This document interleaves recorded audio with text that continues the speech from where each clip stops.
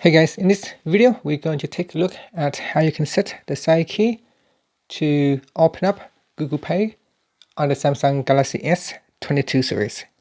First, tap on the home button to go back to the home screen, and on the home screen you want to swipe down at the top and tap on the settings icon.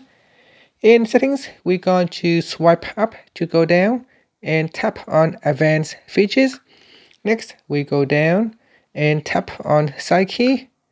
In here, tap on double press and make sure the toggle button is in the switch on position. Then go down and tap on open up. Then on the right hand side here, tap on the settings icon. In open up, you want to select Google Pay. So tap on Google Pay.